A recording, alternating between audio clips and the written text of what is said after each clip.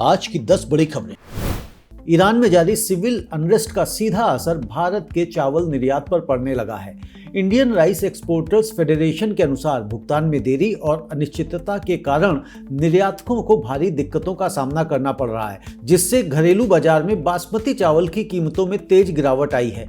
IREF ने निर्यातकों को ईरान से जुड़े कॉन्ट्रैक्ट्स में जोखिम का पूर्ण मूल्यांकन करने और सुरक्षित भुगतान प्रणाली अपनाने की सलाह दी है। साथ ही ईरानी बाजार के लिए रखे गए स्टॉक पर अत्यधिक निर्भरता से बचने की चेतावनी भी दी है। वर्ष 2025 में वियतनाम ने 80.6 लाख टन से अधिक चावल का निर्यात किया, जिससे 4.1 अरब अमेरिकी डॉलर से ज्यादा की कमाई हुई। हालांकि वैश्विक बाजार में चावल की कीमतों में गिरावट के कारण निर्यात की मात्रा और मूल्य दोनों में तेज कमी दर्ज की गई। फिलीपींस और इंडोनेशिया जैसे प्रमुख बाजारों से मांग कमजोर रही, जबकि भारत से बढ़ती आपूर्ति ने दबाव और बढ़ाया। इसके बावजूद वियतनाम में घरेलू उत्पादन मजबूत बना हुआ है और मेकोंग डेल्टा में 2025-26 की विंटर स्प्रिंग फसल की बुवाई और शुरुआती कटाई सुचारू रूप से जारी है।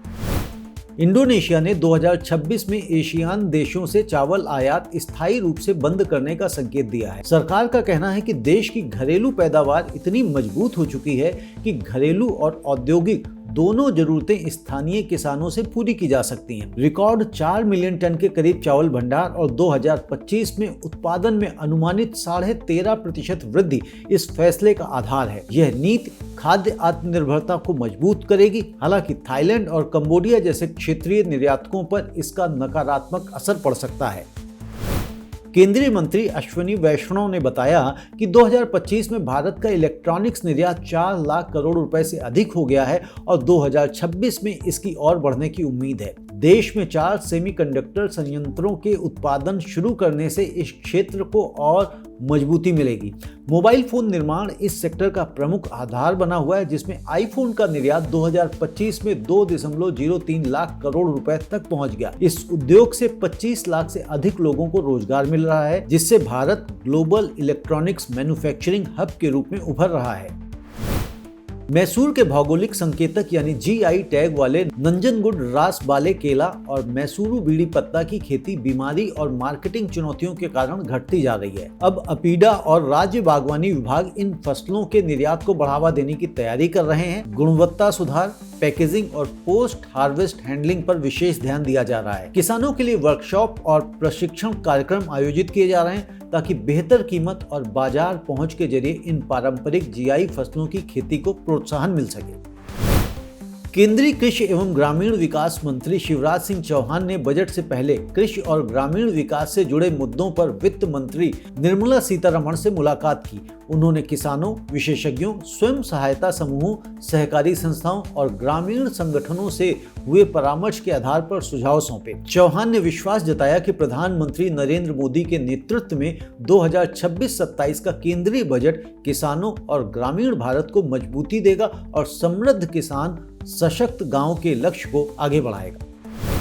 हरियाणा के कृषि मंत्री श्याम सिंह राणा ने प्री बजट बैठक में किसानों के हितों की रक्षा और सरकारी धन के पारदर्शी उपयोग पर जोर दिया। उन्होंने मेरा पानी मेरी विरासत योजना के तहत जल संरक्षण और कम पानी वाली फसलों को बढ़ावा देने की बात कही। पराली जलाने की समस्या से निपटने के लिए पर्यावरण अनुकूलन प्रबंधन पर जोर दिया।